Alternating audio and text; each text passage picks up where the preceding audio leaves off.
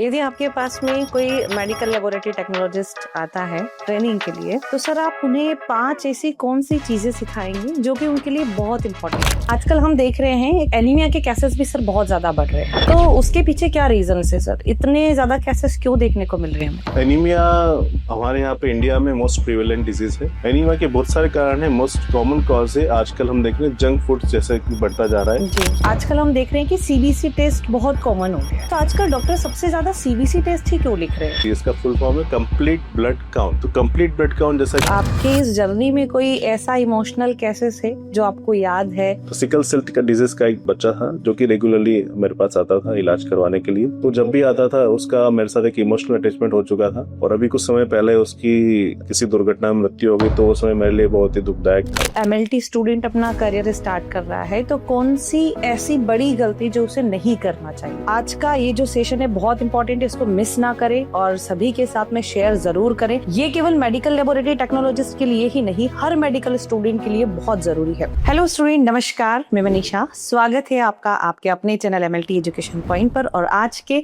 इस शानदार podcast session में। आज का ये पॉडकास्ट सेशन आपके लिए बहुत ही खास और इम्पोर्टेंट होने वाला है क्योंकि आज हमारे साथ में एक बहुत ही खास गेस्ट जुड़े हैं, पैथोलॉजिस्ट और senior medical officer doctor Saurabh Mandwaria sir. तो सर का काफ़ी लंबा अनुभव रहा है, लगभग 20 वर्षों का अनुभव सर को है पैथोलॉजी क्षेत्र में। तो काफ़ी कुछ सीखने को आपको मिलेगा सर से। हम तो क्लास में बहुत सारी चर्चा करते रहते हैं लेकिन आज सर से हम बहुत कुछ सीखेंगे। एमएलटी क्षेत्र से रिलेटेड, करियर से रिलेटेड, लेबोरेटरी मैनेजमेंट से रिलेटेड और भी बहुत सारे जनरल टेस्ट हम सर से चर्चा करेंगे। तो इस सेशन को आप बिल्कुल भी मिस ना करें, पूरा देखें और इसको शेयर ज़रूर करें। हर मेडिकल स्टूडेंट के लिए ये सेशन बहुत ही इम्पॉर्टेंट और ख़ास होने वाला है। तो सर का बहुत बहुत स्वागत है आज के इस सेशन में। बहुत बहुत धन्यवाद मैडम। Thank you sir. तो आज के इस सेशन की हम शुरुआत करते हैं बिना कोई देरी किए। सर, एक पैथोलॉजिस्ट सबसे पहले एक लेबोरेटरी टेक्नोलॉजिस्ट के अंदर बेसिक क्वालिटी क्या देखता है? डेफिनेटली ये फर्स्ट क्वेश्चन बहुत ही इंपॉर्टेंट है। एक पैथोलॉजिस्ट अपने पैथोलॉजी लैब में यदि किसी मेडिकल टेक्नोलॉजी से काम करवाना चाहता है तो उसे दो चीजें चाहिए, एक ऑनेस्टी और साथ में एक्यूरेसी। जी सर। ऑनेस्टी डेफिनेटली हर फील्ड में बहुत ही आवश्यक है, इसके बिना कार्य नहीं हो सकता। एक्यूरेसी, जैसे पैथोलॉजी यह दिखता छोटा है, पर्दे के पीछे रहता है, लेकिन इसका इम्पैक्ट बहुत बड़ा होता है। आज के समय में किसी भी मरीज के उसके उपचार में या उसके फॉलोअप में पैथोलॉजी का बहुत ज़्यादा योगदान रहता है। तो यदि कोई मेडिकल टेक्नोलॉजिस्ट किसी भी रिपोर्ट को हल्के में ना लेकर उसकी हर रिपोर्ट के हर अंक को अगर अच्छे से देखे तो डेफिनेटली एक पैथोलॉजिस्ट ही चाहेगा कि उसका जो लैब टेक्नीशियन है, मेडिकल टेक्नोलॉजिस्ट है, वो एक एक्यूरेसी की तरफ ध्यान देने वाला और साथ में हॉनेस्ट भी हो। जी सर। सर, एक बहुत ही बेसिक सा क्वेश्चन है कि आजकल हम देख रहे हैं कि सीबीसी टेस्ट बहुत कॉमन हो गया है। तो आजकल डॉक्टर सबसे ज़्यादा सीबीसी टेस्ट ही क्यों लिख रहे हैं? जी डेफिनेटली मैडम, जैसा आपने कहा सीबीसी, इसका फुल फॉर्म है कंप्लीट ब्लड काउंट। तो कंप्लीट ब्लड काउंट जैसा कि नाम से ही है, इसके अंदर हमें आरबीसी, डब्ल्यूबीसी और प्लेटलेट्स, इनके बारे में सभी जानकारी मिलती है। यह टेस्ट छोटा होने के साथ साथ इसका प्रभाव बहुत ही ज़्यादा होता है। इसमें हमें आरबीसी, डब्ल्यूबीसी और प्लेटलेट की संख्या मालूम चढ़ती है। यदि किसी पेशेंट का डब्ल्यूबीसी ज़्यादा है तो हमें इन्फेक्शन का पता लगेगा और साथ ही में से ल्यूकेमिया, प्लेटलेट कम होंगे तो डेंगू, मलेरिया, इस तरह एक टेस्ट से हमें मल्टीपल बीमारियों के बारे में पता लगता है। यह एक बेसिक टेस्ट है जो शरीर के अंदर होने वाली किसी भी क्रिया की प्रतिक्रिया को दर्शाता है। तो डेफिनेटली सीबीसी एक छोटा सा टेस्ट है लेकिन इसका इम्पैक्ट बहुत ही ज़्यादा होता है। जी सर, इसीलिए सीबीसी टेस्ट इतना कॉमन हो गया है। जी डेफिनेटली। जी। आजकल हम देख रहे हैं एक एनीमिया के केसेस भी सर बहुत ज़्यादा बढ़ रहे हैं। तो उसके पीछे क्या रीज़न्स है सर? इतने ज़्यादा केसेस क्यों देखने को मिल रहे हैं हमें? हाँ, एनीमिया हमारे यहाँ पे इंडिया में मोस्ट प्रिवेलेंट डिजीज है। जी। अर्बन रूरल दोनों ही एरिया में है, बहुत ज़्यादा कॉमन है और आयरन डिफिशियंसी एनीमिया सबसे ज़्यादा कॉमन होता है। अर्बन क्षेत्र में मोस्टली न्यूट्रिशन डिफिशियंसी के कारण और रूरल एरिया में पैरासाइट इन्फेक्शन के कारण ये एनीमिया होता है।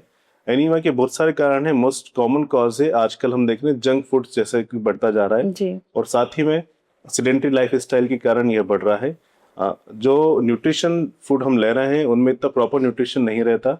ग्रीन लीफी वेजिटेबल्स इतनी ज़्यादा नहीं खाई जाती, उसके कारण भी एनीमिया बढ़ता है। प्रेगनेंसी के समय भी प्रॉपर अगर किसी महिला को हम रिप्लेसमेंट थेरेपी नहीं दे पाए, जी प्रेगनेंसी के समय भी यदि हम किसी गर्भवती महिला को प्रॉपर आयरन रिप्लेसमेंट नहीं दे पाते तो भी उनमें एनीमिया हो जाता है। तो एनीमिया जो है ये एक मोस्ट कॉमन बीमारी है और अर्बन एरिया के साथ साथ रूरल सभी तरफ प्रिवेलेंट है। Iron deficiency most common anaemia है और इससे बचने के लिए सिंपल सी चीजें हमें खाना है। गुड़, चना, अनार, चुकंदर, टमाटर, इस तरह की चीजें खाने से यह इससे बचा जा सकता है। हमें कोई हाई न्यूट्रिशियस डाइट या कोई महंगा पदार्थ नहीं लेना है, बस थोड़ा अवेयरनेस की कमी है। यदि अवेयरनेस रहे तो हम आयरन डिफिशियंसी एनीमिया या मोस्ट कॉमन डिसीज जो कि इंडिया में एनीमिया, उससे बच सकते हैं। जी सर, एनीमिया से बचने के लिए मतलब एक तो जागरूकता जरूरी है और दूसरा अगर आप डाइट अच्छी लेते हैं तो एनीमिया से बच सकते हैं। सर मैं ये पूछना चाहूंगी कि जैसे आपको इतने सालों का अनुभव है, आप काफी सारी रिपोर्ट्स दिन में देखते हैं, तो सबसे मोस्ट कॉमन जो एबनॉर्मल फाइंडिंग आपने देखी होगी कि सबसे ज्यादातर कौन सा देखने को मिल रहा है? एबनॉर्मल फाइंडिंग आपको कौन सी देखने को मिल रही है? हम जब भी लैब में जाते हैं तो सबसे पहले जो हमारा क्वेश्चन था सीबीसी, उससे से रिलेटेड लो हीमोग्लोबिन।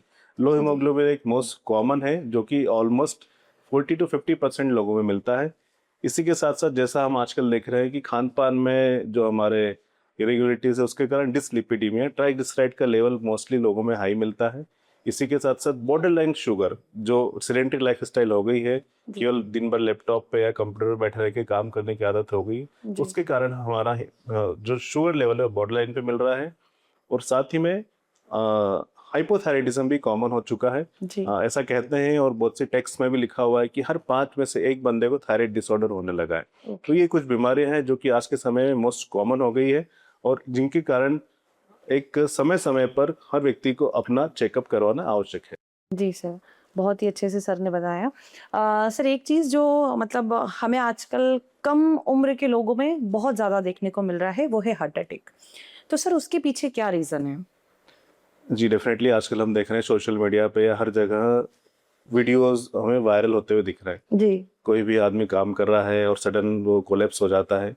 अभी देखने में आया कि हमारे यहाँ भी एक कॉन्फ्रेंस चल रही थी इंदौर में, एक बहुत ही बड़ी डॉक्टर कहीं कोलकाता से आई थी और सडन वो कोलैप्स हो गई इंदौर में ऑन फ्लोर। तो डेफिनेटली यह कॉमन होता जा रहा है, लेकिन यह वन डे की बीमारी नहीं है, यह क्रोनिक बीमारी है। इसका स्टार्टिंग हमारे लाइफस्टाइल से चालू होता है। स्ट्रेस, जैसे जैसे स्ट्रेस बढ़ता जा रहा है और जिस तरह तनाव बढ़ता जा रहा है, नींद की कमी, इंसोम्निया, साथ ही हमारी लाइफस्टाइल और डाइट। यदि हम डाइट पे प्रॉपर मैनेज करेंगे, यदि हम समय पे खाएंगे, समय पे सोएंगे और प्रॉपर अगर हम नींद लेंगे और स्ट्रेस कम लेंगे तो इससे बचा जा सकता है। और साथ ही में लिपिड प्रोफाइल और HbA1c, ये 2 जांचें ऐसी है जिन्हें हम हर साल करवाएं और ताकि समय पर हमारा कोलेस्ट्रॉल लेवल और शुगर लेवल पता लगे और यदि हमें डायबिटीज या डिसलिपिडीमिया हो तो समय पर पता लगे और हम इन सडन कार्डियक अरेस्ट या हार्ट अटैक से बच सकते हैं। जी सर, एक चीज़ जो सर आपने पुरानी पैथोलॉजी भी देखी है, नई पैथोलॉजी भी देखी है, तो सर जो ओल्ड पैथोलॉजी है, जो मैनुअल पैथोलॉजी है और आज के इस ऑटोमेशन वाली पैथोलॉजी में सर क्या डिफरेंस आपको देखने को मिला? डेफिनेटली मैडम, जैसा आपने पूछा, एक ड्रास्टिक चेंज आ चुका है। जी जो सर। पहले मैनुअल पैथोलॉजी होती थी और आज ऑलमोस्ट ऑटोमेशन पे या AI बेस्ड पैथोलॉजी पे हम शिफ्ट होने वाले हैं। जी सर। तो एक ड्रास्टिक चेंज हो चुका है। पहले मैनुअल पैथोलॉजी में सैंपल कलेक्शन से लेकर रिपोर्ट देने तक बहुत ही सारे एरर होने के चांसेस रहते जी, थे। जी, जी। सैंपल मिसमैच, ह्यूमन एरर और साथ ही में पिपेटिंग के कारण एरर होने के चांसेस रहते थे। तो जैसे जैसे हम ऑटोमेशन की तरफ जा रहे हैं ये एरर कम हो रहे हैं क्योंकि ह्यूमन इंटरफेरेंस कम हो रहा है, रिपोर्ट की एक्यूरेसी बढ़ रही है और प्रिसीजन बढ़ रहा है। तो मरीज को एक अच्छी रिपोर्ट समय पर और साथ ही में क्वालिटी की रिपोर्ट मिल पा रही है। लेकिन ऑटोमेशन से जो हमें मशीनें मिल रही हैं, ये मशीनें किसी भी मेडिकल टेक्नोलॉजिस्ट या पैथोलॉजिस्ट को रिप्लेस नहीं कर रही हैं। ये मशीनें केवल हमें असिस्ट करती हैं। लास्ट डिसीजन या डायग्नोसिस जो है मेडिकल टेक्नोलॉजिस्ट और पैथोलॉजिस्ट पर ही डिपेंड करता है। जी सर, मतलब अगर हम देखें कि जैसे ऑटोमेशन की तरफ जा रहा है सब, तो 10 साल में आप सर इसका फ्यूचर क्या देखते हैं पैथोलॉजी का? देखिए, आजकल हर मरीज के पीछे एक पैथोलॉजी लैब की रिपोर्ट रखी हुई है। हर मरीज की जांच, हर मरीज के उपचार में पैथोलॉजी का एक बहुत बड़ा योगदान है, जी। जिससे हम ना डिनाय नहीं कर सकते हैं। आज से 10 साल बाद, जैसा आपने कहा, डेफिनेटली AI बेस्ड रिपोर्टिंग होगी जिसमें आर्टिफिशियल इंटेलिजेंस का बहुत ही ज़्यादा योगदान रहेगा।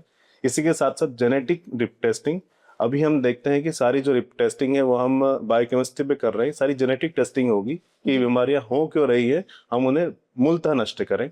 और साथ ही में इसके साथ साथ मॉलिक्यूलर डायग्नोसिस पे भी हमारा ध्यान ज़्यादा रहेगा। मॉलिक्यूलर डायग्नोसिस मतलब हर चीज़ की जड़ तक पहुंचकर उस चीज़ को जड़ को निपटाना या जड़ को दूर करना। जैसा हम देख रहे हैं आजकल बहुत से ऐसे ट्यूमर के लिए ड्रग आ चुकी है, कैंसर के लिए ड्रग आ चुकी है, मोनोक्लोनल एंटीबॉडीज आ चुकी है। जी ये सारी मोनोक्लोनल एंटीबॉडीज मॉलिक्यूलर डायग्नोसिस के कारण ही आई हैं।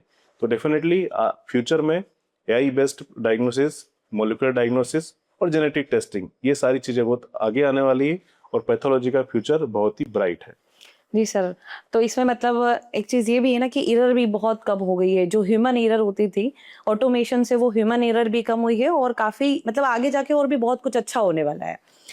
सर पैथोलॉजी में कैलिब्रेशन भी होता है, क्वालिटी कंट्रोल भी होता है, तो कैलिब्रेशन और क्वालिटी कंट्रोल ये क्यों जरूरी है सर? किसी भी लैब की अच्छी रिपोर्टिंग के लिए कैलिब्रेशन और क्वालिटी का बहुत ही ज़्यादा इंपॉर्टेंस है। और साथ ही में जो भी हमारे यहाँ एग्रीडेशन प्रोग्राम होते हैं, जैसे NABL हो गया, NABH हो गया या NQS हो गया, इन सभी एग्रीडेशन प्रोग्राम्स में भी क्वालिटी टेस्टिंग या कैलिब्रेशन और कंट्रोल को हमेशा देखा जाता है। इनके बिना कोई भी हम सर्टिफिकेशन नहीं प्राप्त कर सकते हैं।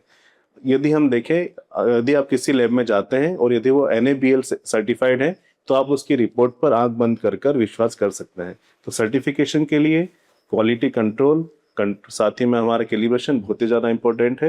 यदि आपका कैलिब्रेशन सही है और आपके कंट्रोल पास है तो मेडिकल टेक्नोलॉजिस्ट और पैथोलॉजिस्ट जो भी वहाँ पे काम कर रहे हैं उन्हें एक कॉन्फिडेंस होता है कि मेरी जो रिपोर्ट है एकदम सही है, और वो एक कॉन्फिडेंस के साथ मरीज को रिपोर्ट दे सकते हैं। ये कॉन्फिडेंस डेवलप करने के लिए और साथ ही में सर्टिफिकेशन के लिए हमें कैलिब्रेशन और कंट्रोल बहुत ही ज़्यादा उपयोगी है। मतलब एक्यूरेसी के लिए सर क्वालिटी कंट्रोल बहुत जरूरी है। सर एक चीज जो आपने बोली है NABL, तो सर आप NABL के बारे में थोड़ा सा बताएंगे? जी, जैसे हम देखते हैं कि हर चीज़ के लिए क्वालिटी का सर्टिफिकेशन होता है। हम किसी भी शोरूम में जाते हैं तो ब्रांड नेम से जाते हैं। हम कहीं भी बड़े जगह जाते हैं तो हम पहले ब्रांड देखते हैं, कौन सी ब्रांड का प्रोडक्ट है, उसके हिसाब से हम उसकी क्वालिटी और कॉस्ट दोनों देखते हैं। तो यहाँ भी पैथोलॉजी में NABL की एक सर्टिफिकेशन होता है, जैसे अन्य जगह ISO सर्टिफिकेशन होता है, ये एक तरह का ISO सर्टिफिकेशन ही है। NABL सर्टिफिकेशन आपका गुणवत्ता का मापदंड है। यदि वह पैथोलॉजी लैब NABL सर्टिफाइड है, इसका मतलब उसके द्वारा कंट्रोल और कैलिब्रेशन प्रॉपर लगाया जा रहा है, मरीज को गुणवत्तापूर्ण रिपोर्ट दी जा रही है और उस रिपोर्ट के आधार पर मरीज ये कह सकता है कि मेरी जांच अच्छी जगह हुई है और मेरा इलाज भी अब अच्छा ही होगा। तो NABL national accreditation board for laboratory, अगर यदि आपको कहीं भी NABL सर्टिफाइड लैब मिलती है तो मेरा आपसे यही निवेदन रहेगा कि आप पहले उस लैब को ज्वाइन करें बीइंग ए मेडिकल टेक्नोलॉजिस्ट, ताकि वो आपकी स्किल को भी इम्प्रूव कर सकें।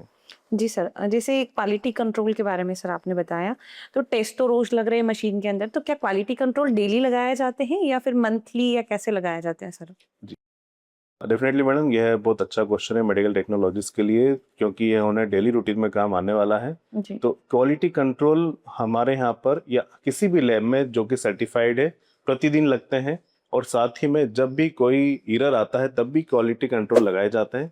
क्वालिटी कंट्रोल की फ्रीक्वेंसी डेली होना चाहिए, और यदि आपके यहाँ सैंपल के नंबर्स ज़्यादा हैं, यदि आपके यहाँ 100 to 150 सैंपल्स पर डे हो रहे हैं, तो हम एवरी 8 आवरली भी क्वालिटी कंट्रोल के टेस्ट रन करते हैं। क्वालिटी कंट्रोल के अलग अलग लेवल होते हैं, फर्स्ट, सेकंड और थर्ड लेवल। यदि हम तीनों लेवल लगा रहे हैं तभी हम इस क्वालिटी कंट्रोल को 100% सर्टिफाइड मान सकते हैं। क्वालिटी कंट्रोल एक तरह से रिपोर्ट की गुणवत्ता की गारंटी है। जी सर। जैसे लेबोरेटरी में एनालाइजर का यूज होता है सर, तो कभी कभी ऐसा होता होगा सर, एनालाइजर भी गलत रिजल्ट दे देता है, तो लेबोरेटरी टेक्नोलॉजिस्ट उसको कैसे आइडेंटिफाई करें कि एनालाइजर गलत रिजल्ट दे रहा है और उसको नेक्स्ट स्टेप क्या लेनी चाहिए सर? जी, डेफिनेटली मैडम ने एक क्वेश्चन जो पूछा है, अपन देख रहे हैं कि आज के समय में हर आदमी मशीनों पे बहुत ज़्यादा रिलाई कर रहा है। जी सर। डेफिनेटली रिलाई कर रहा है क्योंकि AI का ज़माना है, जी। लेकिन मशीन कहाँ गलती कर रही है वो हमें वो पकड़ना है। हमें पकड़ना है। तो वही काम एक मेडिकल टेक्नोलॉजिस्ट का होता है। तो मेडिकल टेक्नोलॉजिस्ट को ये देखना है कि मशीन एरर कहाँ दे रही है।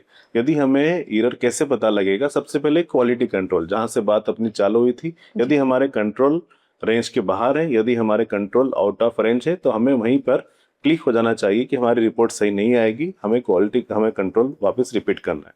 उसके साथ ही यदि कोई भी हमारी जो वैल्यू है, यदि वो बहुत ही ज़्यादा हाई या लो है, तो हमें सेम टाइम पेशेंट से बात करके और या फिर हमारे जो डॉक्टर्स हैं, जो क्लिनिशियंस हैं, उनसे हमें एक अच्छे रिलेशन बना के और उनसे एक अच्छे संवाद करके हर रिपोर्ट को पहले उनसे कंफर्म करके जो भी रिपोर्ट हमारी आउट ऑफ रेंज आ रही है उसके बाद ही देना चाहिए।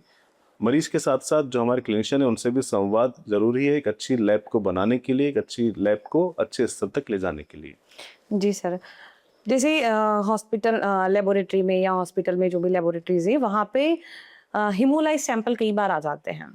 तो हीमोलाइज सैंपल को अगर रन कर दिया जाए, अगर उससे सर टेस्ट परफॉर्म कर दिया जाए तो क्या उस पर रिपोर्ट उसका इफेक्ट रिपोर्ट पर होता है सर? जैसा मैडम ने कहा हीमोलाइज सैंपल, ये बहुत ही इंपॉर्टेंट प्रश्न है। बहुत सी बार मरीज का सैंपल आता है, हम ये देखते हैं कि मरीज को वापस से कहना कि आपका सैंपल हमें वापस से चाहिए, यह एक बहुत बड़ी बहुत दुविधा होती बड़ी है हो जाती है, सही बात। मरीज के लिए भी और हमारे लिए भी। मरीज बोलेगा मुझे वापस से आप सुई लगाओगे, नहीं। तो लेकिन हमें यहाँ पर थोड़ा दृढ़ निश्चय रहना पड़ेगा, थोड़ा हमें हार्ड होना पड़ेगा, क्योंकि हिमोलाइज सैंपल डेफिनेटली आपकी रिपोर्ट को बहुत ज़्यादा अल्टर करेगा। हिमोलाइज सैंपल के कारण पोटेशियम जो है वो हाई आता है। जी जो हिमोलाइज सैंपल है हम देखते हैं उसमें आरबीसी हिमोलाइज हो जाती है, आरबीसी के अंदर पोटेशियम अधिक मात्रा में होता है, तो हमारा पोटेशियम ज़्यादा आता है। और ये अगर आप ऐसी रिपोर्ट देते हैं जिसका पोटेशियम हाई है तो पेशेंट को उसी समय आईसीयू में भर्ती कर दिया जाता है। अगर हम ऐसी रिपोर्ट देते हैं जिसका पोटेशियम हाई है तो पेशेंट को उसी समय आईसीयू में एडमिट कर दिया जाता है। तो डेफिनेटली आपकी एक गलत रिपोर्ट से या आपके एक सैंपल को आपने अच्छे से नहीं देखा कि होमोलाइज है और उसके कारण आपने रिपोर्ट दे दी, तो पेशेंट को और साथ ही में क्लिनिशियन को बहुत ज़्यादा परेशानी का सामना करना पड़ता है। इसके साथ ही हेमोलाइज सैंपल में एलडीएच का लेवल भी अधिक आता है और हेमोलाइज सैंपल के कारण सीरम बिलिरुबिन का लेवल भी वेरी हो सकता है। तो हमें ध्यान रखना है कि हेमोलाइज सैंपल हमें यूज नहीं करना है और साथ ही वहाँ दृढ़ निश्चय होकर मरीज को नया सैंपल देने के लिए कहना है। सर, मतलब चाहे नया सैंपल लेना पड़े लेकिन हीमोलाइज अगर सैंपल है तो उससे टेस्ट रन नहीं करना चाहिए। सर, जैसे हम बात करें कि बहुत बार लेबोरेटरी में हम देखते हैं कि बहुत सारे एमएलटी स्टूडेंट जो होते हैं एडमिशन लेते हैं और फर्स्ट ईयर के बाद में वो कहीं ना कहीं लैब ज्वाइन कर लेते हैं। तो एक अनट्रेन्ड टेक्नीशियन जो है, अगर वो किसी भी लेबोरेटरी को ज्वाइन करता है तो पेशेंट के लिए वो कितना हार्मफुल हो सकता है सर, अनट्रेन्ड लेबोरेटरी टेक्नीशियंस? जी मैडम, डेफिनेटली जैसे ही कहा गया है, our eyes sees what our mind knows. जो हमारे दिमाग को पता है वही हमारी आंखें देखती है। तो केवल फर्स्ट ईयर में पढ़ने से और आप इस लैब को ज्वाइन करने से आप एक अच्छे लैब टेक्नीशियन, एक अच्छे मेडिकल टेक्नोलॉजिस्ट नहीं बन सकते। आपको थ्योरी भी स्ट्रांग होनी चाहिए। यदि आपने अच्छे से पढ़ा है तो आप लैब में बहुत अच्छे से काम कर सकते हैं। तो डेफिनेटली यह पेशेंट के लिए और लैब के लिए बहुत ही खतरनाक है। मान लीजिए कोई lab technician, medical technologist first year pass करके सेकेंड ईयर में ही किसी लैब में जाके काम कर रहा है और उसके द्वारा एक ब्लड ग्रुप गलत दे दिया जाता है। किसी ए पॉजिटिव वाले को अगर उसने ए बी पॉजिटिव दे दिया या किसी ब्लड बैंक में उसने क्रॉस मैच गलत कर दिया और वही गलत खून यदि किसी मरीज को चढ़ गया तो मरीज की जान को खतरा हो सकता है और यह एक बहुत ही बड़ा नेग्लिजेंस है। तो मेरा जो भी लैब टेक्नीशियन का अभी कोर्स कर रहे हैं, डीएमएलटी, सीएमएलटी, बीएमएलटी, उन सभी स्टूडेंट्स से निवेदन है कि आप जो आपको करिकुलम है उसी के हिसाब से आप प्रैक्टिकल पे जाएं, उसी हिसाब से आप थ्योरी पढ़ें। थ्योरी बहुत आवश्यक है। यदि आपने थ्योरी नहीं पढ़ी है तो आप प्रैक्टिकल में इतना अच्छे से परफॉर्म नहीं कर पाएंगे। जी सर, मतलब थ्योरी पढ़ना बहुत ही ज़रूरी है। तो अगर किसी भी स्टूडेंट ने एडमिशन लिया है तो पहले वो अपना first year, second year, third year जो भी है वो पूरा कंप्लीट करें ताकि एक थ्योरेटिकल नॉलेज आपको मिल जाए।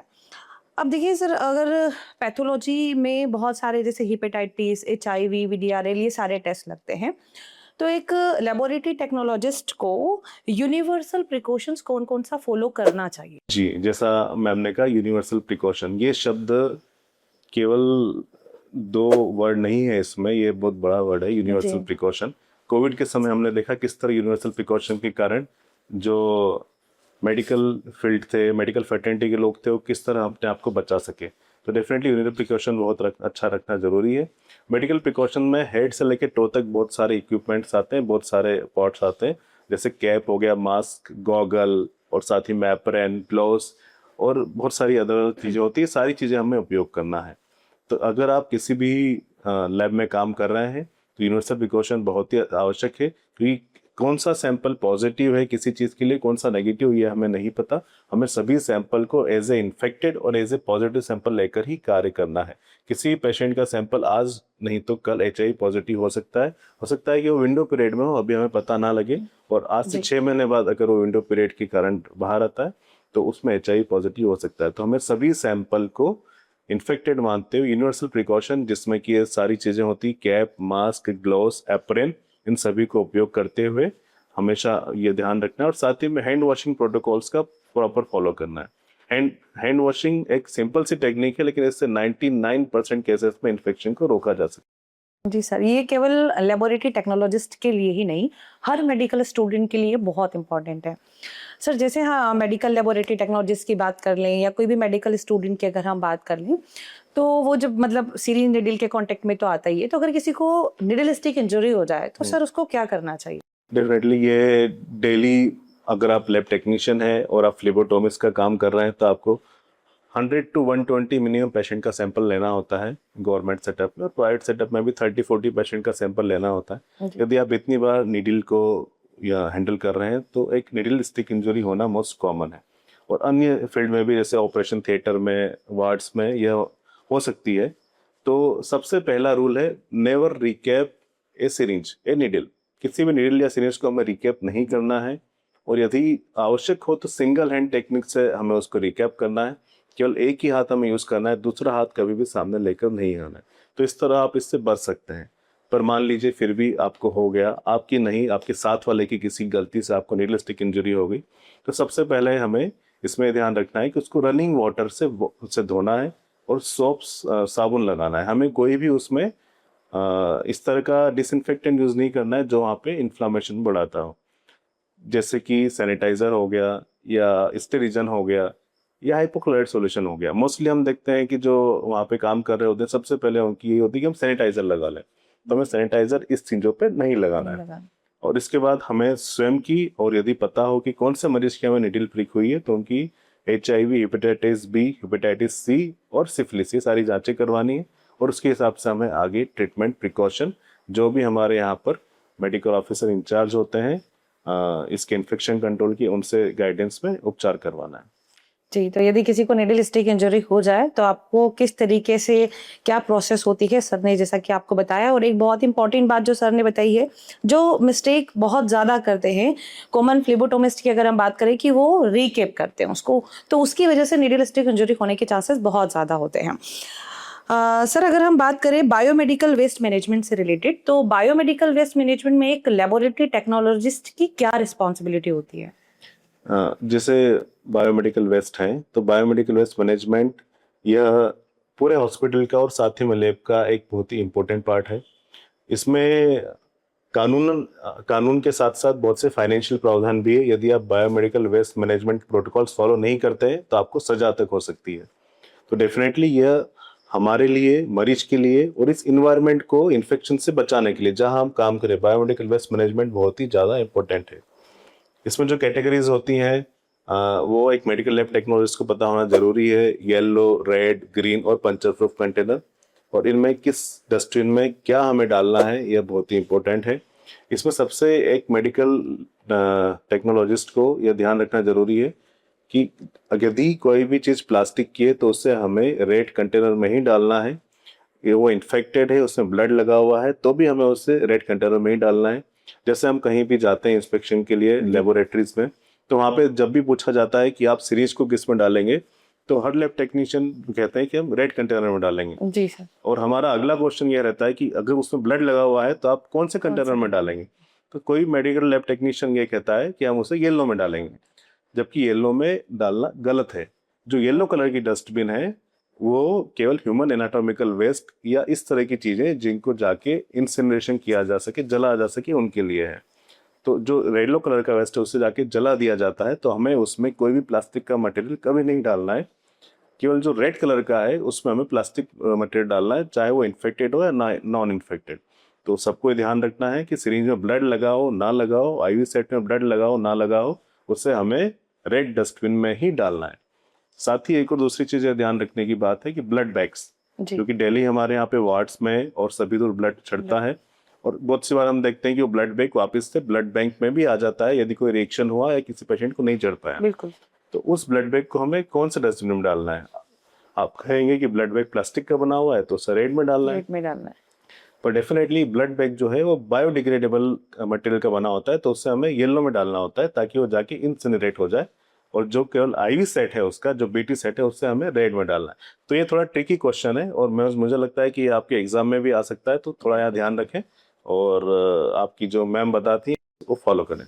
बिल्कुल सर, मतलब बायोमेडिकल वेस्ट के बारे में सभी को पता होना चाहिए। ये एग्जाम के लिए तो इम्पोर्टेंट है ही सही, लेकिन नॉलेज के हिसाब से भी आपको इसके बारे में जानकारी होनी चाहिए। सर, अगर गवर्नमेंट पैथोलॉजी लैब के इंफ्रास्ट्रक्चर को लेकर अगर हम बात करें, तो सर आपने देखा होगा कि पैथोलॉजी के इंफ्रास्ट्रक्चर में गवर्नमेंट की अगर हम बात करें सर, तो उसमें मतलब क्या इम्प्रूवमेंट होना चाहिए सर? किन किन चीज़ों की जो कमी आपने देखी है कि इन सब चीज़ों में सुधार होना चाहिए? डेफिनेटली सुधार की गुंजाइश हर जगह होती है। जी। No one is 100% accurate, no one is 100% ideal. Yes. तो हमारे यहाँ भी या किसी भी सरकारी पैथोलॉजी लैब में बहुत सारे सुधार की गुंजाइश है। हम चालू हुए थे माउथ पिपेटिंग से, फिर हमने ऑटो पिपेट लिए और उसके बाद अब हम ऑटोमेशन पे आ गए हैं। Yes. तो पहले जहाँ एक टेस्ट को लगाने में 10 मिनट लगते थे, वहाँ अब 10 मिनट में 10 टेस्ट हो रहे हैं। तो डेफिनेटली हम बहुत इम्प्रूव हैं। अब आगे की हम बात करें तो आगे गवर्नमेंट पैथोलॉजी लैब्स में क्या क्या सुविधाएं होनी चाहिए। तो डेफिनेटली अब जैसा हम देख रहे हैं कि एआई का जमाना है, जी। तो हमें एआई बेस्ड जो हमारी रिपोर्टिंग है वो होना चाहिए। और साथ ही में जो स्पेशल टेस्ट हैं, जैसे कि अभी बात हुई जेनेटिक टेस्टिंग, मॉलिक्यूलर टेस्टिंग, ये सारी टेस्टिंग हमें वहाँ अवेलेबल करानी है। गवर्नमेंट सेटअप में वही पेशेंट आते हैं मोस्टली जो कि अफोर्ड नहीं कर सकते हैं, जी सर। लेकिन उन्हें भी एक अच्छी और एक क्वालिटी वाली हेल्थ केयर की आवश्यकता है, क्योंकि सभी को एक जैसा हेल्थ केयर मिलना चाहिए। तो वहाँ भी हम यही चाहेंगे कि नियर फ्यूचर में जेनेटिक टेस्टिंग और मॉलिक्यूलर टेस्टिंग अवेलेबल हो। और साथ ही में पैथोलॉजी का जो कोर फीचर है हिस्टोपैथोलॉजी, जिसे फाइनल डायग्नोसिस भी कहते हैं। अब यदि कोई भी टिश्यू किसी भी बॉडी से निकाला जाता है और उसकी टेस्टिंग होती है, तो हिस्टोपैथोलॉजिकल टेस्टिंग होती है और उसे फाइनल डायग्नोसिस कहते हैं। उसने जो डायग्नोसिस दिया वो 100% है। जी। तो ये टेस्टिंग भी नियर फ्यूचर में आगे आने वाले 2 या 3 सालों में चालू होनी चाहिए, मेरी यही इच्छा है। और इसके लिए सभी मेडिकल लैब टेक्नोलॉजिस्ट जो हैं उन्हें भी अपनी जॉब लगने के बाद वहीं नहीं रुक जाना है, अपने स्किल को डेली डेवलप करना है, ताकि हम इस जो चेंजिंग इन्वायरमेंट है इसमें हम स्टेब्लिश हो सकें और आगे आके खड़े हो सकें। जी सर, मतलब सभी लेबोरेटरी टेक्नोलॉजिस्ट को डिग्री के साथ साथ अपनी स्किल को डेवलप करते रहना चाहिए। सर, जैसे लेबोरेटरी मैनेजमेंट से रिलेटेड अगर हम बात करें, तो रिएजेंट स्टॉक या परचेसिंग या इन्वेंट्री मैनेजमेंट कितना जरूरी है सर? डेफिनेटली किसी भी लैब को चलाने के लिए उसमें प्रॉपर सामान, प्रॉपर एजेंट्स होना जरूरी है। यह तो ऐसा ही होगा कि कोई भी सैनिक बॉर्डर पर जाके खड़ा हो रहा है लेकिन उसके पास हथियार नहीं है, तो हमारे पास हथियार होना बहुत जरूरी है। ये सारे हमारे हथियार हैं। रिएजेंट्स की इन्वेंटरी मैनेजमेंट के लिए आजकल इन्वेंटरी मैनेजमेंट के सॉफ्टवेयर आ गए हैं, जो आपको टाइम बिफोर टाइम बता देते हैं कि आपके यहाँ रिएजेंट खत्म होने वाला है, ये रिएजेंट एक्सपायर होने वाला है। तो उससे आप समय पर आपका इन्वेंटरी मैनेजमेंट कर सकते हैं। और साथ ही अपने को ध्यान रखना है कि हमारा सारे रिएजेंट प्रॉपर यूज हो। एक फीफो सिस्टम होता है, फर्स्ट इन फर्स्ट आउट। बहुत सी बारी होता है कि हमारे यहाँ पर हर महीने रिएजेंट आते हैं, तो जो नए रिएजेंट आए हमने वो यूज कर लिए, पुराने रिएजेंट पीछे रखे रह गए। तो पीछे रखे रखे कुछ समय बाद एक्सपायर हो जाते हैं और हम उसको काम नहीं लेते। और बहुत से यदि कुछ लैब्स उनको काम में लेती भी हैं तो रिजल्ट में वेरिएशन आता है। तो सबसे पहली बात, don't use the expired reagent. ना, यहाँ पर आप थोड़ी सी कॉस्ट कटिंग कर लेंगे लेकिन आपकी रिपोर्ट जो है वो पूरी गलत हो जाएगी, तो आप कभी ये ना करें। और साथ ही में FIFO first in first out का रूल फॉलो करें। जो पहले आया उससे पहले यूज करें और जो बाद में आया उससे बाद में यूज करें।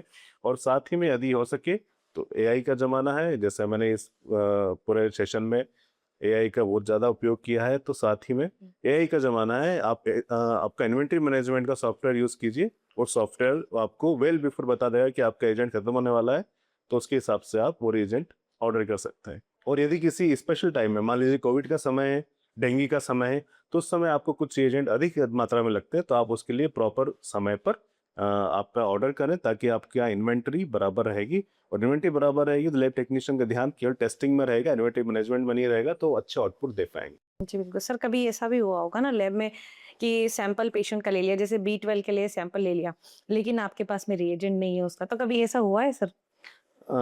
डेफिनेटली ऐसा बहुत रेयरली होता है, लेकिन होता जरूर है। तो उस कंडीशन में सबसे पहले तो आपका पेशेंट से एक अच्छे से बात करना, पेशेंट को काम करना और उसे अपनी परेशानी बताते हुए कि आपकी रिपोर्ट कब तक मिलेगी। जिस समय आपने टाइम दिया उस समय आपकी रिपोर्ट मिलना चाहिए। और यदि ऐसा होता है तो हमारी सहयोगी लैब से या बाहर कहीं दूसरे स्टेशन पे भेज कर भी वो जांच करवाते हैं, लेकिन मरीज को समय पर एक्यूरेट रिपोर्ट मिले इसका पूरा ध्यान रखते हैं। जी जी सर एक मतलब अच्छी पैथोलॉजी को पहचानने के जो मेन स्टैंडर्ड होते हैं वो क्या होते हैं सर? आपने इतनी सारी पैथोलॉजीज देखी है, इतने सालों का अनुभव सर आपका है, हम्म, तो सर मतलब क्या देख मतलब वो कहते हैं ना कि मापदंड, हम्म। तो आप सर वो क्या देखेंगे उसमें? हाँ जी मैम, जैसा अभी हमारे इस पॉडकास्ट में हमने बात करी NABL की, तो डेफिनेटली एक NABL एग्रीटेशन अगर वहाँ पे बाहर NABL का लोगो लगा हुआ है, NABL छपा हुआ है, तो यह आप एक इंश्योर कर सकते हैं कि यहाँ पे एक अच्छी लेबोरेटरी है और मुझे उसमें जाके मेरी जांच करवाना है। ओके। दूसरी चीज, वहाँ पे जो पैथोलॉजिस्ट अवेलेबल है और मेडिकल टेक्नोलॉजिस्ट अवेलेबल है, ये क्वालिफाइड होने चाहिए। तो ये कैसे पता लगेगा आपको? आप किसी भी लैब में जाएं तो वहाँ कोशिश करें कि वहाँ के जो मेडिकल टेक्नोलॉजिस्ट हैं और साथ ही पैथोलॉजिस्ट हैं, किसी से ही मिलने का प्रयत्न करें, और ताकि आप मिलेंगे उनके बिहेवियर से, उनके काम करने के पैटर्न से आपको वहाँ की क्वालिटी के बारे में पता लग जाएगा। और आज नया समय आ गया है, तो इस समय ये हो रहा है कि जो पैथोलॉजी लैब्स जो पहले बंद कमरों में होती थी, अब वो एकदम ओपन होने लगी है। एकदम ग्लास की वो दीवार बनी रहती है ताकि आप यहाँ से अंदर देख सकें कि आपकी टेस्ट कैसे हो रहे हैं, कैसी मशीन चल रही है। तो उससे पेशेंट को एक कॉन्फिडेंस डेवलप होता है और एक अच्छी रिपोर्ट उसे मिल रही है, ये पता लगता है। तो NABL एक्रीडिटेशन और साथ ही में वहाँ पे काम करने वाले मेडिकल टेक्नोलॉजिस्ट और पैथोलॉजिस्ट से आपका एक संवाद आपकी रिपोर्ट को एक बहुत अच्छा प्रकार दे सकता है। जी सर, यदि आपके पास में कोई मेडिकल लेबोरेटरी टेक्नोलॉजिस्ट आता है ट्रेनिंग के लिए, तो सर आप उन्हें 5 ऐसी कौन-सी चीज़ें सिखाएँगे जो कि उनके लिए बहुत इम्पोर्टेंट हो? जैसे कि लेबोरेटरी है ना, लेबोरेटरी अपन देखते हैं तो ये स्टार्ट होता है LAB, लैब। यस। तो लेबोरेटरी सबसे पहले स्टार्ट होती है लैब और लैबलिंग। फर्स्ट सबसे पहले उसे सीखना है लैबलिंग। अगर ओके। उसको लैबलिंग अच्छे से आती है तो कोई भी सैंपल मिसमैच नहीं होगा। अगर सैंपल मिसमैच नहीं होगा तो रिपोर्ट अच्छी आएगी। तो सबसे पहली चीज सीखने की है लैबलिंग। मरीज पेशेंट, सबसे पहले अच्छी चीज है सीखने की लैबलिंग। जो मेडिकल टेक्नोलॉजिस्ट है वो पेशेंट का सैंपल सबसे पहले अच्छे से लेबल करे। हमें मरीज यदि हमारे पास आता है तो उसे यह बताना है कि सैंपल कलेक्शन के लिए क्या क्या प्रिकॉशन रखना है। बहुत से सैंपल्स के लिए ओवरनाइट फास्टिंग की आवश्यकता होती है। बहुत से सैंपल्स के लिए हमें खाना खाने के 2 घंटे बाद सैंपल लेना होता है। तो हमें ऐसी चीज ध्यान रखना चाहिए और ये बताने का काम एक मेडिकल टेक्नोलॉजिस्ट का है। तो ये हम उसे सिखाएंगे। लेबलिंग हो गया, पेशेंट को क्या ध्यान रखना है, साथ ही में क्वालिटी क्वालिटी कंट्रोल और कंट्रोल कैलिब्रेशन, ये आज पैथोलॉजी का लैब का एक बेसिक है जो हमें हमेशा आना चाहिए। यदि हमें यह नहीं पता है तो हम किसी भी लैब में काम करने के लिए योग्य नहीं है। तो हमें यस। सबसे पहले क्वालिटी कंट्रोल, हमें उसके कैलिब्रेशन और जो कंट्रोल डेटा लग रहे हैं वो लगाने आना चाहिए। चौथी चीज है आपका रिपोर्ट का इंटरप्रिटेशन। यदि कोई यस। भी रिपोर्ट्स आपकी रेंज से बाहर जा रही है या नॉर्मल आ रही है तो क्या क्या पैरामीटर्स आपस में इंटरकनेक्टेड है वो हमें पता होना चाहिए। कि ओके। जैसे किसी पेशेंट का क्रिएटिनिन बढ़ा है तो ऑब्वियस है कि मोस्ट प्रोबेबली 99% उसका यूरिया भी बढ़ा हुआ होगा। यदि किसी पेशेंट को ब्लड में शुगर आ रही है तो उसको यूरिन में भी शुगर आने की संभावना रहती है। तो इस तरह से किसी भी मेडिकल टेक्नोलॉजिस्ट को सारी रिपोर्ट का एक इंटरप्रिटेशन या कोरिलेशन पता होना चाहिए। और last but not the list, आपका बिहेवियर किस तरह है मरीज के साथ, मरीज के परिजनों के साथ, साथी साथियों के साथ, और साथ ही जो डॉक्टर्स जो आपके यहाँ जिनकी मरीजों की आप जांच कर रहे हैं उनके साथ, ताकि आप उन्हें समय पर बता सकें। यदि किसी मरीज की रिपोर्ट में कोई वेरिएशन आता है तो ये मेडिकल टेक्नोलॉजिस्ट का काम है कि उसी समय क्लिनिशियन को बताए ताकि समय पर और उसका अच्छा इलाज हो सके। जी। अगर आप एक अच्छा मेडिकल लेबोरेटरी टेक्नोलॉजिस्ट बनना चाहते हैं तो सर ने जो 5 बातें बताई हैं उनका आप ज़रूर ध्यान रखें। सर आपने इतने सारे स्टूडेंट देखे हैं, तो उनमें सबसे ज़्यादा कमी सर आपने किस चीज़ की देखी है? प्रैक्टिकल नॉलेज की या फिर थ्योरी की? डेफिनेटली हर साल लगभग 80 से 100 स्टूडेंट्स आते हैं डिफरेंट बिल्कुल। डिफरेंट कॉलेजेस से, और उनको देखने का, उनके साथ काम करने का मौका मिलता है, उन्हें समझने का मौका मिलता है। बिल्कुल। हर मेडिकल टेक्नोलॉजी स्टूडेंट जो है वो बहुत कुछ हमें भी सिखाता है और हमें भी उसे बहुत कुछ जी सिखाता है। सर। तो मोस्टली यह देखने को मिलता है कि आजकल जो मेडिकल टेक्नोलॉजिस्ट है, जो नए अभी कोर्स कर रहे हैं, वो चीज़ों को केवल फॉलो कर रहे हैं, वो हैबिट में ला रहे हैं।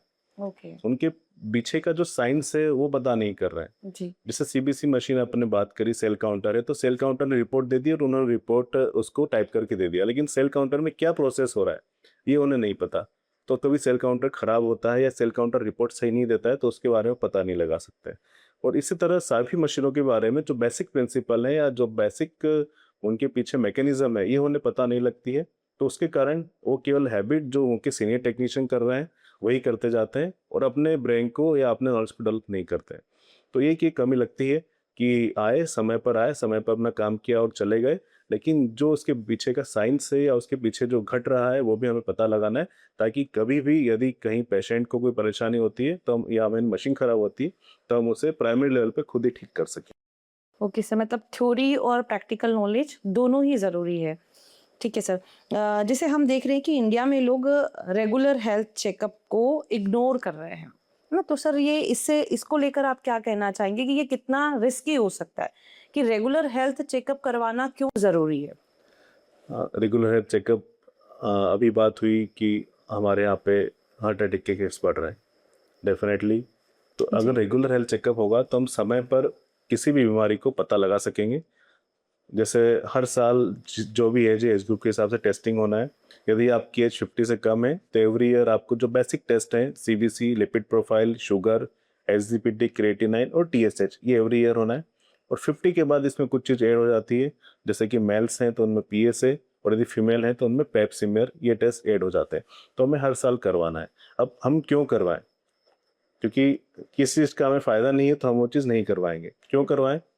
यदि किसी पेशेंट को डिसलिपिडीमिया हो रहा है, उसका कोलेस्ट्रॉल बढ़ रहा है, तो समय पर पता लगे। यदि उसकी मेडिसिन या मेडिसिन ना भी करें, लाइफस्टाइल चेंज करके उसका अगर वो निदान करता है तो वो हार्ट डिजीज से बच सकता है।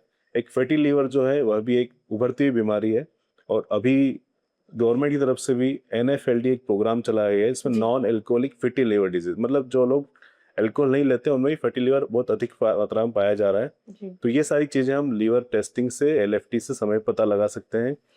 कुछ अलग टेस्ट होते हैं, जैसे कि हमारे यहाँ पे टीएसएच हो गया जो कि हर साल होना है। Border line hypothyroidism most common होता है, यदि हमें समय पता लग जाए तो हमारा कोलेस्ट्रॉल लेवल कंट्रोल हो सकता है। तो हर आदमी को 30 से 50 साल के बीच में एवरी ईयर और 50 साल के बाद कुछ एडिशनल टेस्ट के साथ ये सारे जांच होना आवश्यक है, ताकि हम भी स्वस्थ रहें, हमारे परिवारजन स्वस्थ रहें और हम एक हेल्दी लाइफस्टाइल के साथ साथ एक प्रोडक्टिव लाइफस्टाइल भी जी सकें। सर जैसे कि कोई रेगुलर हेल्थ चेकअप करवाता है तो मतलब खुद से ही करवा सकता है या हमेशा डॉक्टर की कंसल्ट में उसे करवाना चाहिए? रेगुलर हेल्थ चेकअप्स अपन खुद भी करवा सकते हैं, इसके लिए किसी डॉक्टर का कंसल्टेशन की इतनी आवश्यकता नहीं है। यदि आपकी रिपोर्ट्स में कुछ आपको वैल्यूज़ चेंज दिखती है या आपको कोई वैल्यू आउट ऑफ रेंज आती है तो आप उसके लिए डॉक्टर से कंसल्ट करें। तो रेगुलर हेल्थ चेकअप आप स्वयं करवा सकते हैं। आजकल बहुत सारी पैथोलॉजी लैब्स जो हैं वो रेगुलर हेल्थ चेकअप्स के पैकेजेस आपको देती हैं, तो उन किसी भी एक पैकेज को आप लेकर हर साल अपना हेल्थ चेकअप जरूर रखें, स्वस्थ रहें और साथ ही में एक इस अपनी लाइफ को एंजॉय करें। जी सर।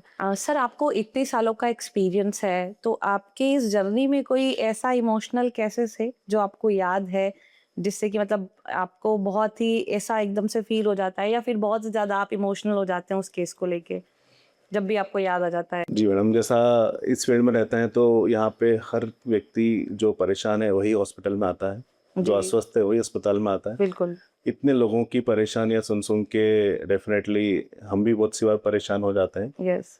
क्योंकि व्यक्ति यहाँ पे अपने स्वास्थ्य के साथ साथ अपने घर की सारी परेशानियां हमें बताता है। जी बिल्कुल। तो डेफिनेटली हम ये सब सुनते हैं। मैं कुछ इंसिडेंट्स, एक या दो इंसिडेंट्स आपको बताना बिल्कुल चाहूँगा। बिल्कुल सर। जैसे कि एक सिकल सेल डिजीज जो कि अपने एरिया में इतनी कॉमन नहीं है, अपने यहाँ थैलेसीमिया ज़्यादा कॉमन है, जो कि ब्लड डिसऑर्डर है, जो कि सभी मेडिकल टेक्नोलॉजी स्टूडेंट को पता होगा। तो सिकल सेल का डिजीज़ का एक बच्चा था जो कि रेगुलरली मेरे पास आता था इलाज करवाने के लिए, ओ, और वह बहुत ही परेशान रहता था। इसमें वेसो ऑक्लूसिव क्राइसिस बार बार होते हैं, मतलब बार बार किसी पेशेंट को या तो पेट में दर्द होने लगेगा, पाँव में दर्द होने लगेगा, उसके कारण बहुत परेशान रहता था। तो जब भी आता था उसका मेरे साथ एक इमोशनल अटैचमेंट हो चुका था। और अभी कुछ समय पहले उसकी किसी दुर्घटना में मृत्यु हो गई, तो उस समय मेरे लिए बहुत ही दुखदायक था। उसके घर से मुझे फ़ोन भी आया, तो मुझे लगा कि अगर मैं उस समय वहाँ पे होता या अस्पताल में होता तो उसके लिए और भी कुछ कर सकता था। तो डेफिनेटली ऐसे इंसिडेंट्स होते हैं। और मेडिकल टेक्नोलॉजीज जो हैं इनके लिए भी मैं बताना चाहूँगा कि किसी भी टेस्ट को हम हल्के में ना लें। जी। एक पेशेंट था जो कि ये बता रहा था कि उसको चेस्ट पेन हो रहा है, पर चेस्ट पेन जो था वो राइट साइड था। मोस्टली जो चेस्ट पेन होता है हार्ट का वो लेफ्ट साइड में होता है, सभी को पता है, या यस। फिर लेफ्ट साइड के शोल्डर में होता है। यस। तो उसको इतना लेफ्ट साइड में दर्द नहीं था, राइट साइड में रहता। फिर भी डॉक्टर्स जो थे उन्होंने उसको एक ट्रोपोनिन नाम का टेस्ट होता है जो कि हार्ट के लिए किया जाता है, वो लिख दिया, और जब वो किया गया तो पॉजिटिव आया। तो समय पर उसको ट्रोपोनिन टेस्ट का पता लगा, उसका ईसीजी नॉर्मल आ रहा था लेकिन ट्रोपोनिन टेस्ट का पता लगा, उनके द्वारा एंजियोग्राफी करवाई गई, तो एंजियोग्राफी में कुछ ब्लॉकेज आए, उन्होंने समय पे उसे ठीक करवाया, एंजियोप्लास्टी करवाई। और बाद में जब वो आके हमसे मिले तो वो इतना खुश थे कि सर आपके कारण हमें समय पता लग गया। तो डेफिनेटली वो मेरे लिए बहुत ही इमोशनल समय था, क्योंकि उनके साथ में उनके पूरे घर परिवार वाले थे, और उन्होंने मुझे बताया कि अगर मेरा ट्रोपोनिन टेस्ट पॉजिटिव नहीं आता तो मैं इतना, ना मेरा एंजियोग्राफी होता, ना एंजियोप्लास्टी होता, और ना मैं ठीक हो पाता, मुझे बराबर दर्द बना रहता। डेफिनेटली इससे पता लगता है कि एक मेडिकल टेक्नोलॉजीज का दूसरों की लाइफ पे कितना असर होता है। पैथोलॉजी लैब की रिपोर्ट एक रिपोर्ट ही नहीं, एक मरीज की ज़िंदगी है, तो इसको हमें ध्यान रखना है। जी सर, बहुत ही इमोशनल और बहुत ही सीरियस केस है। मतलब एक रिपोर्ट किसी का जीवन बचा सकती है सर। जैसे कि सर आप 500 बेडेड हॉस्पिटल में कार्यरत हैं, तो वहाँ पे जैसे स्टाफ को मैनेज करना, इतनी बड़ी रिस्पॉन्सिबिलिटी को सर बिना स्ट्रेस के आप कैसे मैनेज कर लेते हैं सर? डेफिनेटली स्ट्रेस तो आजकल हर सभी को है यस, ना? बिल्कुल। कुछ लोगों को परिवार का स्ट्रेस है, कुछ लोगों को काम का स्ट्रेस है, कुछ लोगों को लाइक्स का स्ट्रेस है, कुछ लोगों को शेयर का स्ट्रेस है। बिल्कुल है ना? सही। आजकल हम देख रहे हैं कि हर 2 मिनट में मुझे अपना सोशल मीडिया चेक करना है, मैंने कोई पोस्ट किया तो कितने लाइक्स हुए हैं, तो ये भी डेफिनेटली स्ट्रेस है सर। ये भी स्ट्रेस है। हाँ, सही है। तो सभी को अपना अपना स्ट्रेस है। डेफिनेटली काम करना और करवाना दोनों में जमीन आसमान का अंतर है। जी काम सर, करना बिल्कुल। जितना आसान है, करवाना उतना ही कठिन है। कठिन है। तो पर यह है कि किसी से प्यार से, किसी से डांट डपट करके हम काम करवा लेते हैं, और साथ ही में खुद को स्ट्रेस फ्री रहने के लिए सबसे पहले तो वॉक बहुत ज़्यादा ज़रूरी है। मैं मॉर्निंग वॉक पे ध्यान देता हूँ, ओके। मॉर्निंग वॉक हमेशा करता हूँ। और साथ ही में कुछ भी समय हो जाए, जो घर पे बच्चे हैं उनके साथ डेली 45 मिनट्स to 1 घंटा हमेशा बिताता हूँ, तो क्योंकि वो मेरे स्ट्रेस रिलीजर हैं, उनके कारण मेरा स्ट्रेस कम हो जाता है। तो इन सबके सहयोग से, और मेरा जो स्टाफ है पैथोलॉजी लैब का, और जो हमारे यहाँ पे डीएच में डॉक्टर्स हैं, वो भी बहुत ज़्यादा कोऑपरेटिव है, उनके कारण काम स्मूथली हो जाता है। जी सर।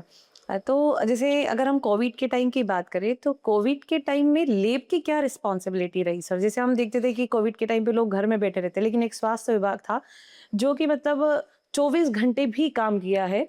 जैसे हम पैथोलॉजी में बात करें, तो बहुत सारे मतलब हमारे ऐसे साथीगण हैं, जो बताते हैं कि हम घर जाते थे, नहा धो के, खाना खा के वापस अपने काम पे लग जाते थे।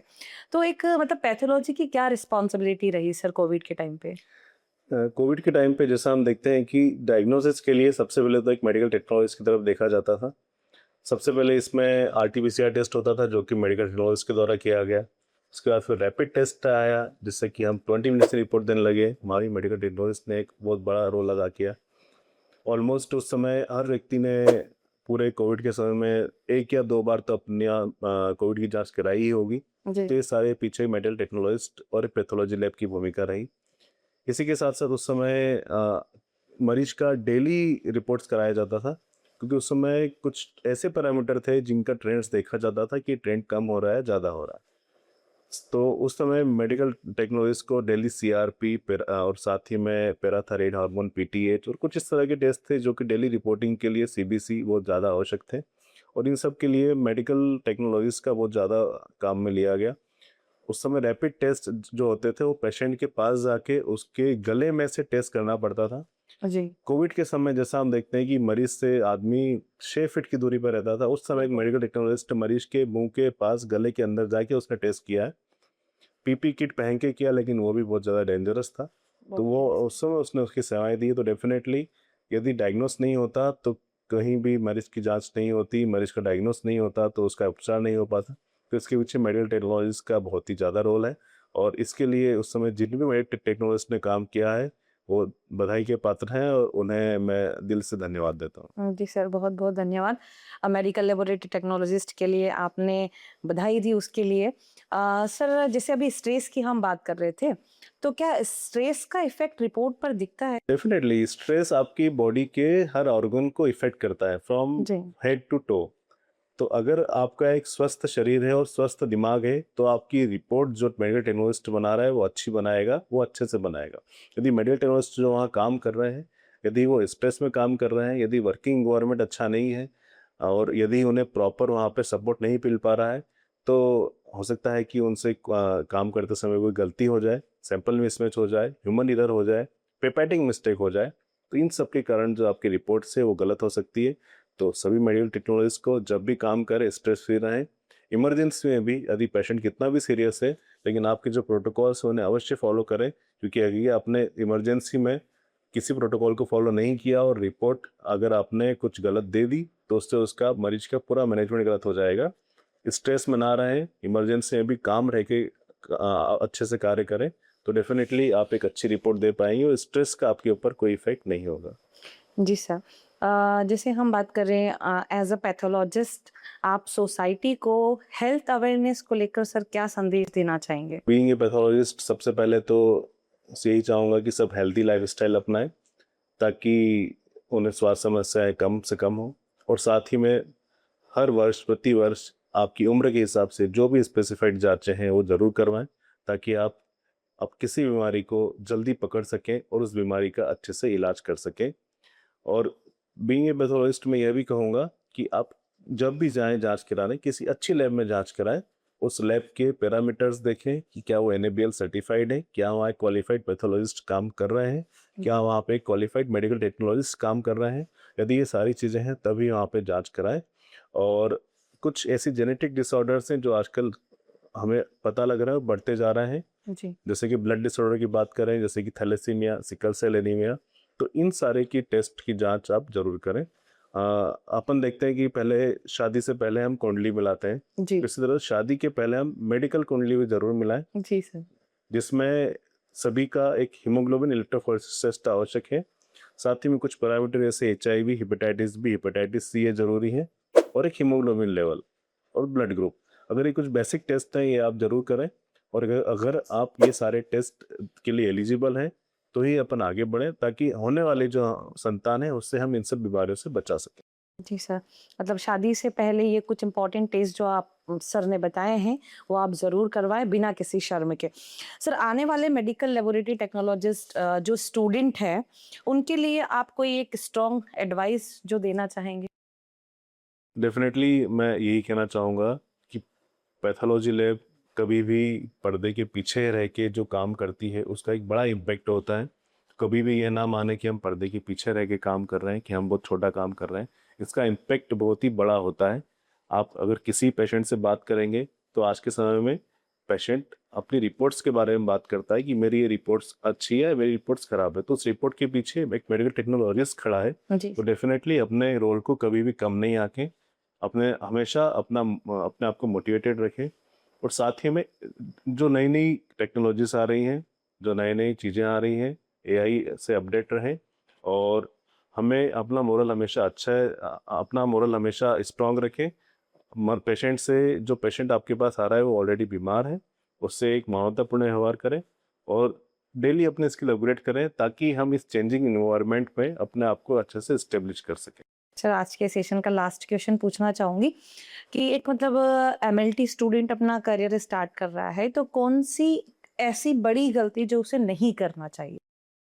जी डेफिनेटली मैम, यदि हम गलतियों से बचते हैं तो हम एक अच्छा और लंबा अच्छा करियर बना सकते हैं। जी सर। सबसे पहले हमें यह ध्यान रखना है कि हमें पूरा कोर्स के समय हमेशा थ्योरी और प्रैक्टिकल दोनों को बराबर इम्पोर्टेंस देना चाहिए। केवल प्रैक्टिकल की तरफ ना भागें, थ्योरी भी अच्छे से पढ़ें, क्योंकि वो थ्योरी आपको आज नहीं तो कल काम में आना ही है। बिल्कुल। जैसा मैंने पहले भी कहा, और आई सी वॉट और माइंड नोस। Yes sir. यदि हमारी आंखें वही देखेगी जो हमारे दिमाग को पता है, पता है। तो जो आपने पढ़ा है वही काम में आना है।